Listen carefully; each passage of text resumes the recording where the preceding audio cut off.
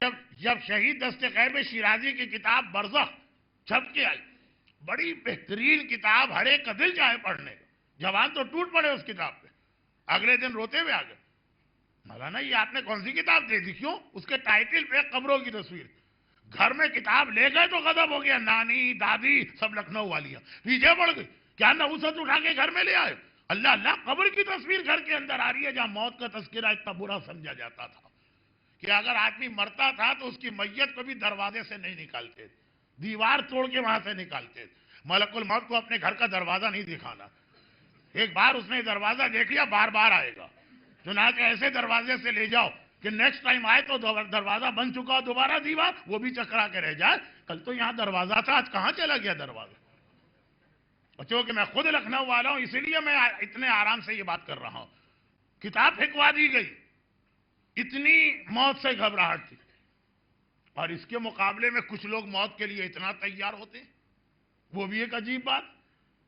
محفل مرتضیٰ میں کراچی کی ایک بہت مشہور امام بارگاہ ظہرین کی نماز میں پہنچا،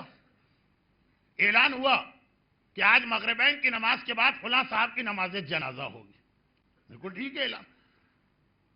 چونکہ میں اس وقت اتفاق سے اسی علاقے میں رہ رہا تھا ایک مومن کے گھر، میں مغربین کے لیے پہنچا،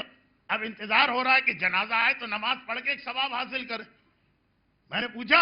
کہ کہاں وہ جنازہ کہاں ہے؟ مولانا ابھی تو ان کا انتقال ہی نہیں ہوا، ہم تو سمجھ رہے تھے مر جائیں گے، مغرب تک نہیں مرے وہ، باقاعدہ یہ واقعہ ہے کراچی کے علاقے کا،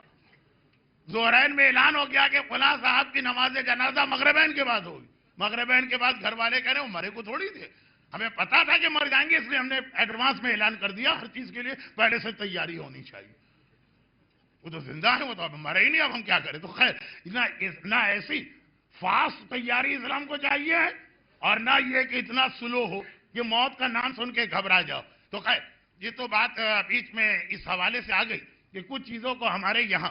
بڑی نحوست سمجھا جاتا ہے، لیکن اسلام کا مسئلہ